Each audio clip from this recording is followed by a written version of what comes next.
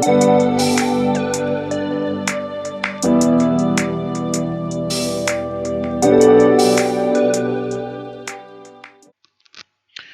folks, in this video we're going to go over domain and range.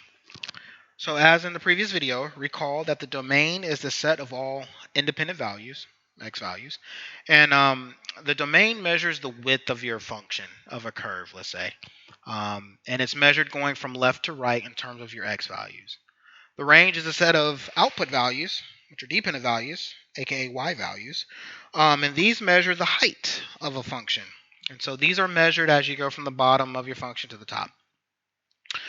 So in this section, I'm going to go over how do we determine the domain and the range and how do we write those answers using interval notation.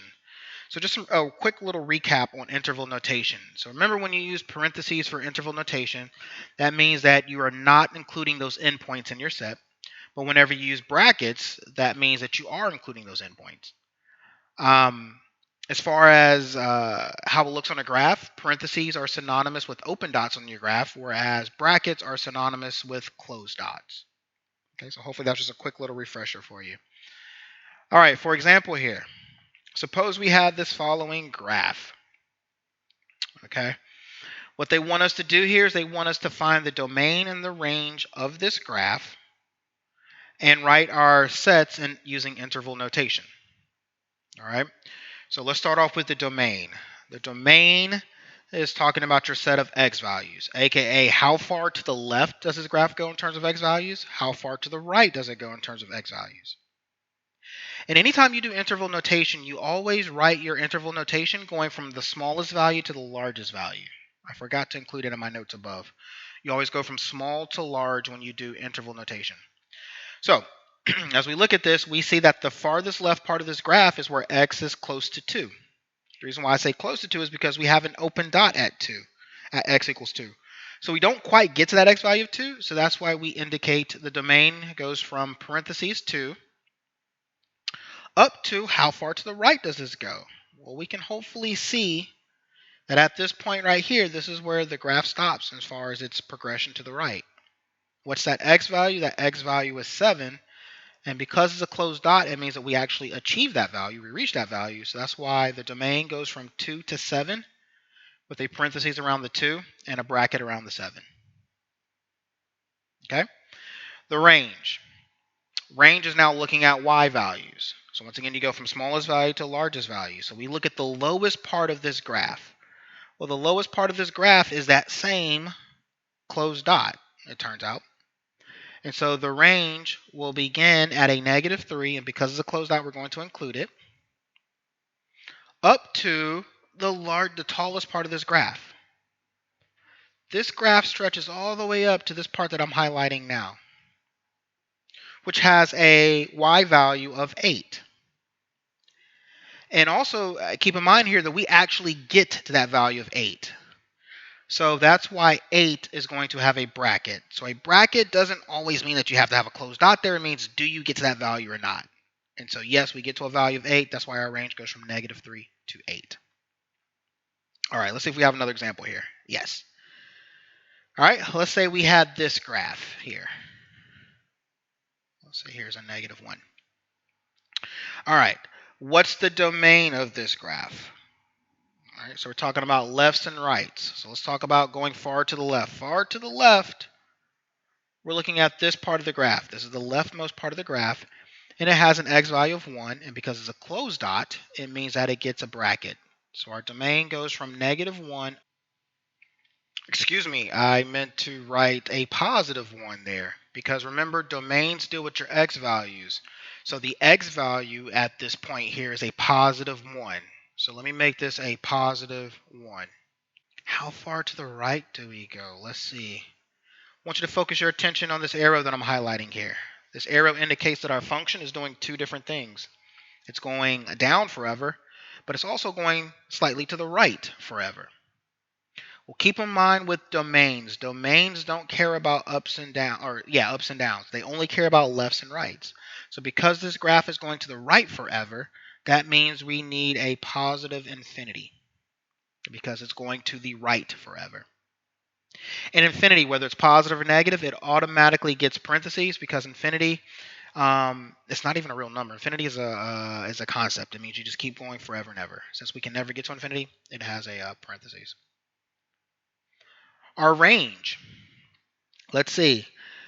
Let's go back to that arrow because this indicates the lowest part of our graph. Remember, this is going down forever. It's going to the right forever. But for range, we're concerned with that down direction. So that's why the range begins when we get close to negative infinity. Once again, automatically parentheses with any type of infinity.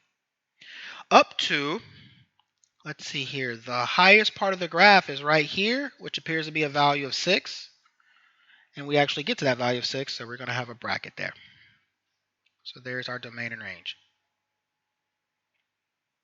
Okay? All right. So now that we know how to find domain and range from a graph, let's talk about how do we find the domain when a function is given using function notation.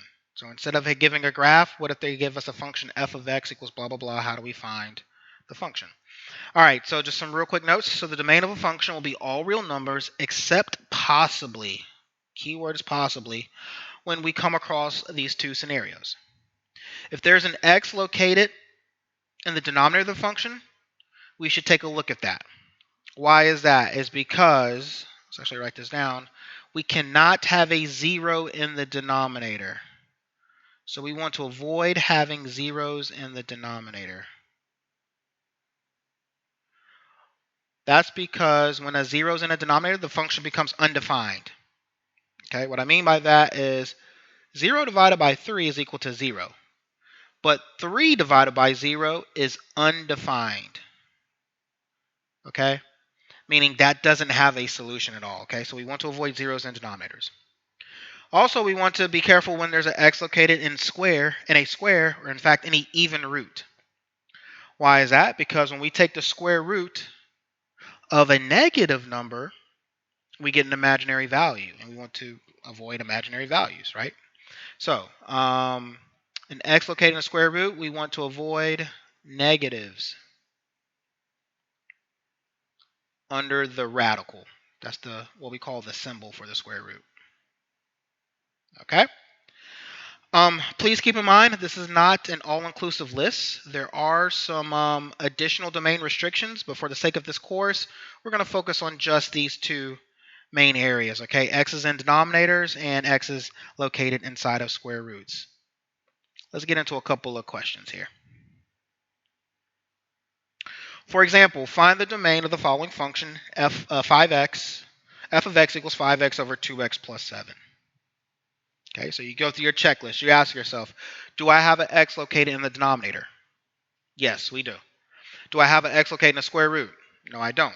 So we have what I like to refer to as a denominator issue. And so what did we say earlier about denominators? We want to avoid our denominator becoming 0.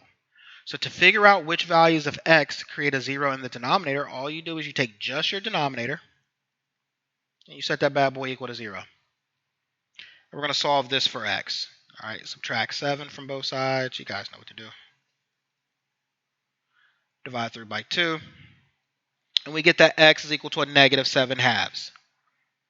So let's keep in mind what this means. This means that when x is a negative 7 halves, we get a 0 in the denominator. That's no bueno. We don't want that.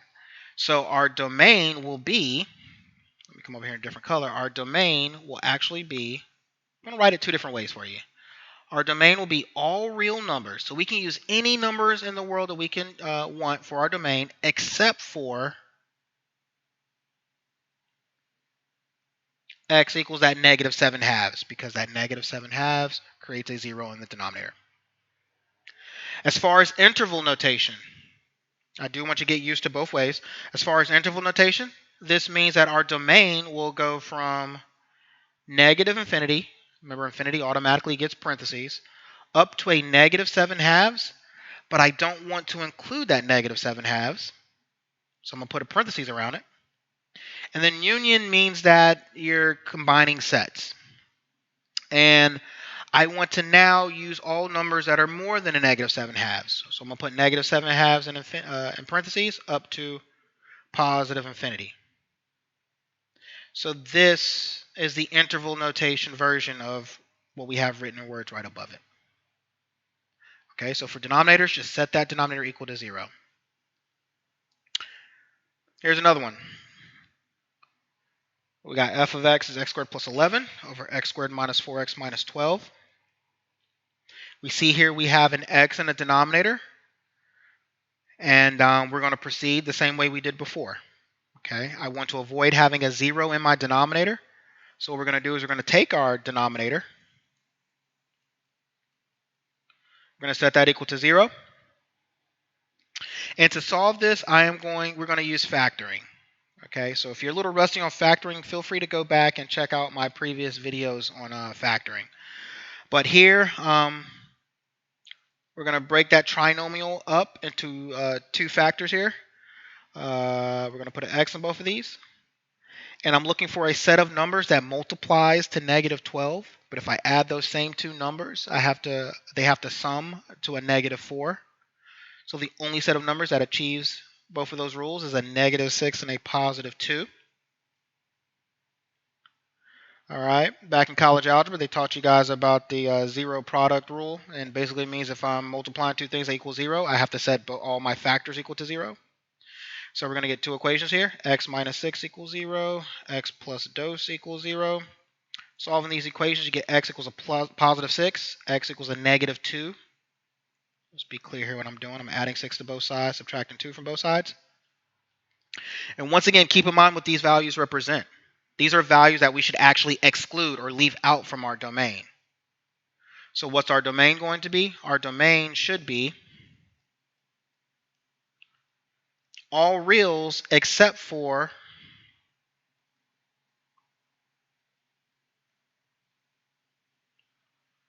x equals a negative 2 and x equals a positive 6. What does that look like in interval notation? So interval notation, you're going to go from negative infinity up to, be careful here, remember with interval notation, always go from small to large. And we're going to hit negative 2 first. All right, think of a number line. Negative 2 is the farthest left on a number line. And then also, in parentheses around the negative 2 because I do not want to include it. Also, we can use values in between negative 2 and 6. We just can't use negative 2 and 6. And then last, I'm going to union this from 6 to positive infinity. I can use any number that's greater than 6 as part of my domain. All right, just a couple more here. Oh, a square root one. Find the domain of the following function. So we have f of x equals the square root of x minus 5. So remember with square roots, now our trick here, or what we're trying to avoid, is we're trying to avoid having negatives underneath that radical. So to find the domain of a square root, what we're going to do is we're going to take the value underneath the radical. Okay, we call it the radicand. The x minus 5 in our case, and we're going to set that. I want that to be greater than or equal to 0. Okay, so I wanted to figure out all the x values that make my radicand, the thing underneath my radical, either positive or 0. That's fine. That's what I want. I just don't want it to be negative. I don't want it to be less than 0. All right. Adding 5 to both sides, we get x has to be greater than or equal to 5. Quick little side note here, in case you forgot. When multiplying or dividing, apologize for my handwriting, an inequality, remember that you have to flip the inequality. Okay, so you may come across that in your homework. Remember, if you multiply or divide by a negative, you have to switch the direction of your inequality. If you add or subtract by a negative, you don't switch your signs. Okay, so that's our domain. Our domain will be all x's greater than or equal to 5. So that's it. So how do we write that in interval notation? Our domain will be greater than or equal to 5 means we include the 5 up to positive infinity. Okay. All right. Last one. Suppose we had the domain of the following function, 3x over the square root of x minus 5. So in this case, we see that we have an x in a square root. Clearly, it's within that square root of x minus 5. But we also see that x is located in the denominator. So in this case, we have to kind of address both issues. We have both the denominator issue, which we said we do not want our denominator becoming 0, and we need to make sure that our radicand, the thing underneath the radical, is greater than or equal to 0, right? We don't want it to be negative. So we have two things going on here, okay? Denominator can't be 0, right? And also we need x minus 5 can't be negative, right? So this is what you do. This is what you do. So we take that x minus 5, just like we did before. Remember before how we said it greater than or equal to 0? Well, since it's in the denominator, we no longer can have it equaling 0. So instead, when your square root is in your denominator, instead what you do is you set it just strictly greater than 0. Because it's in the denominator and it cannot be 0. It cannot equal 0. What does that give us? That gives us that x has to be greater than a positive 5, which now indicates that our domain goes from, since it's strictly greater than 5, that means it's going to be 5 with the parentheses, because I'm not including that 5, up to positive infinity. Okay, so that's a very slight, subtle change from what we saw in the previous example. Because that square root was in the denominator, we got rid of the equal to 0 part of that solution. All right, folks. See you in the next video.